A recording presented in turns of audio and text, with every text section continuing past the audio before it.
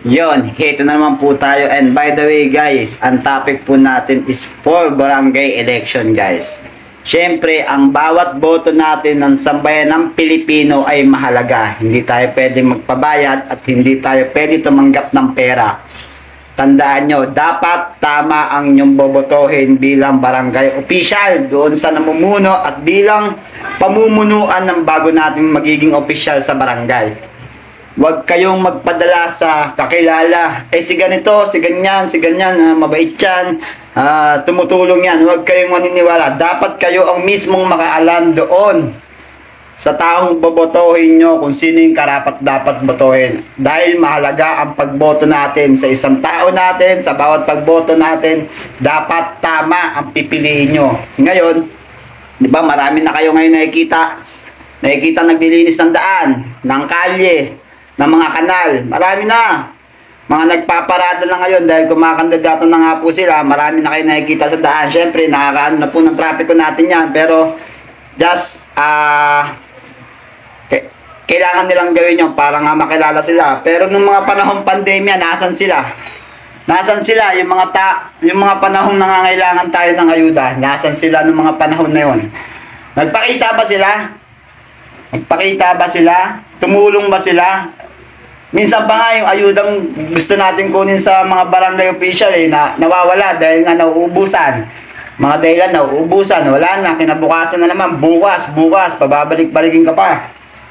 'Di ba? Tama naman ako.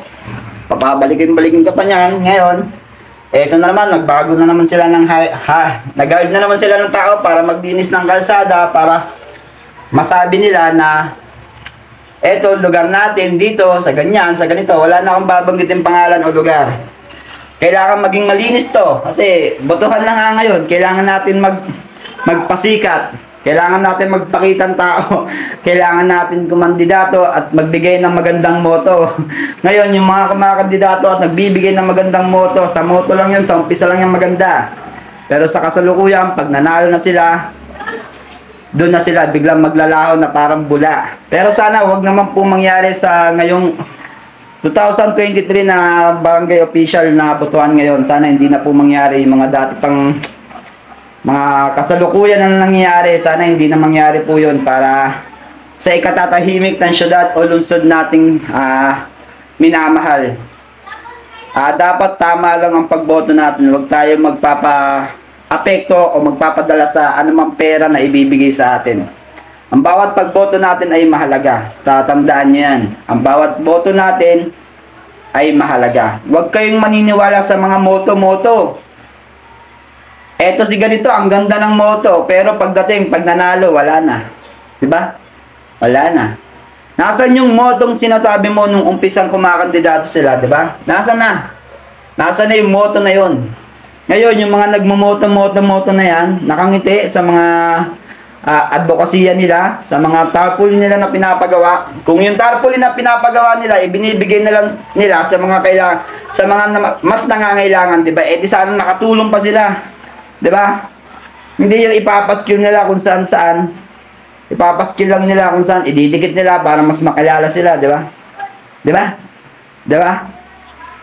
Ngayon, ang pagboto natin, tatandaan nyo, mahalaga. Hindi tayo magpapadala sa pera kahit kailangan natin ng pera. Huwag na huwag kayong magpapadala sa pera. Piliin nyo yung tama at dapat. Dapat tama. Sabi nga ni Glock 9, dapat tama. Diba? For barangay election. Siyempre, panigurado na yan. Maraming maglilinis ng kalsada. Maraming mag-aayos ng mga kalsada.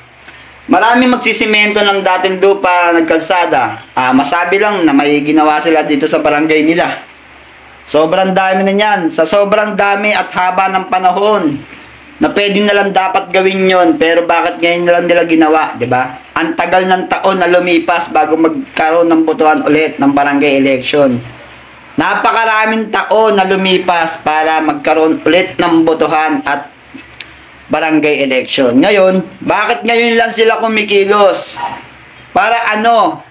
Para masabi lang nila na may ginagawa sila. Para may masabi lang sila, eto, pinapaganda namin yung lungsod namin. Para may masabi lang sila na Ito, before and after. Pinaganda natin itong lugar na to, yung lungsod na to, di ba? Ganun lang. Kaya sa pagpili ng kandidato, kandidato siya, nabubulol pa ako. Dapat tama. Yun lang ang masasabi ko. Dahil uso na ngayon, alam niyo na. Ingat palagi sa pagboto at God bless sa lahat. Sana piliin nyo ang tama. At ganun din ako. Dapat tama. Sa isip at sa salita.